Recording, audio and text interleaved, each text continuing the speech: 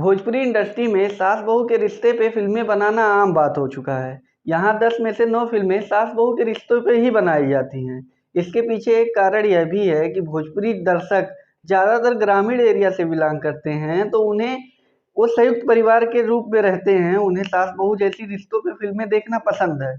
इसी कड़ी में एक और नए भोजपुरी फिल्म का अनाउंसमेंट हो चुका है, जिसका नाम है चोरनी सास की झूठी बहू। इस फिल्म की बात करें तो इसमें मुख्य भूमिका में ऋचा दीक्षित, जे नीलम, अयाज खान, कुणाल तिवारी और अमित शुक्ला जैसे अच्छे कलाकार मौजूद हैं। यह एक कॉमेडी फैमिली ड्रामा फिल्म होने वाली है। कहानी एक छोटे से गांव से उठाई जाएगी, जहां कुणाल तिवारी अपने माँ यानी जे नीलम के साथ रहते हैं। उनकी शादी ऋचा दीक्षित से हो जाती है। फिर ऋचा दीक्षित और जे नीलम सास बहू के किरदार को बहुत अच्छे से पिरोने वाले हैं। यह दोनों जब भी सास बहू के किरदार को निभाते हैं तो दोनों काफ़ी अच्छा एक्टिंग करती हैं। जे नीलम एक तेज तर्रार सास की भूमिका में होने वाली हैं, तो वहीं ऋचा दीक्षित एक चालाक और मनचली बहू की भूमिका निभाने वाली हैं। कहानी जैसे-जैसे आगे बढ़ेगी, वैसे-वैसे इन दोनों में टकरार और झगड़ा बढ़ता जाएगा। फिर कहानी जब लास्ट के क्लाइमेक्स तक पहुँचेगी, तो इन दोनों को समझ में आ जाएगा कि परिवार को चलाना है, तो दोनों को मिल-जुल के रहना होगा। इसमें कुणाल तिवारी की भी एक्टिंग ज़बरदस्त होने वाली है, क्योंकि उनकी एक्टिंग बढ़िया रहती है। उनकी कॉमिक टाइमिंग, डायलॉग डिलीवरी सब कुछ बेहतरीन रहता है। बाकी ऋचा दीक्षित की एक्टिंग लाजवाब रहती है, हम सभी को पता है।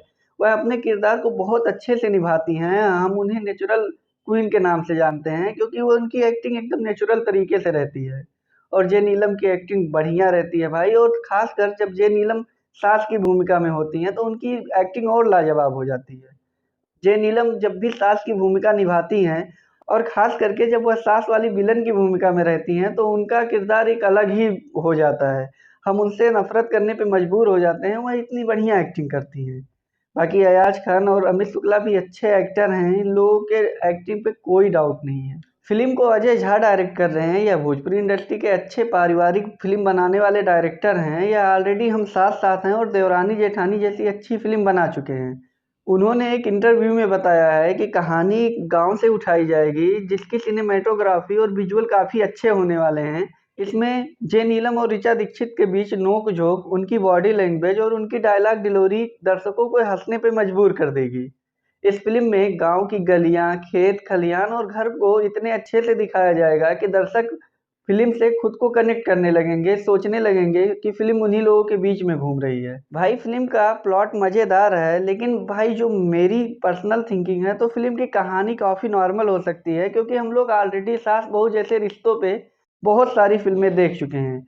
अब ज़रूरत है भोजपुरी दर्शकों के इंटरेस्ट के हिसाब से फ़िल्मों में सुधार करने की ज़रूरत है, क्योंकि अगर जो देखोगे तो भोजपुरी इंडस्ट्री जैसी ही फ़िल्में, जैसा कि गुल्लक और पंचायत वेब सीरीज़ बनी हैं, जो कि वर्ल्ड वाइड फ़ेमस हुई हैं। तो भोजपुरी इंडस्ट्री को भी अब नए तौर तरीके से फ़िल्म बनाने की ज़रूरत है। उसे भी पंचायत वेब सीरीज़ जैसी नई कॉन्सेप्ट पर फ़िल्में बनाने की ज़रूरत है। तभी भोजपुरी इंडस्ट्री अच्छे से ग्रो कर पाएगी, आगे बढ़ पाएगी। बाकी ओवरऑल देखें तो यह भी एक अच्छी पारिवारिक फ़िल्म होने वाली है, जो टीआरपी टॉप हासिल करेगी, क्योंकि इसे फैमिली ऑडियंस काफ़ी अच्छे से देखना पसंद करेंगे। बाकी आज के लिए बस इतना ही। मिलते हैं अगली वीडियो में। जाते-जाते मेरे वीडियो को लाइक और चैनल को सब्सक्राइब करना मत भूलिए।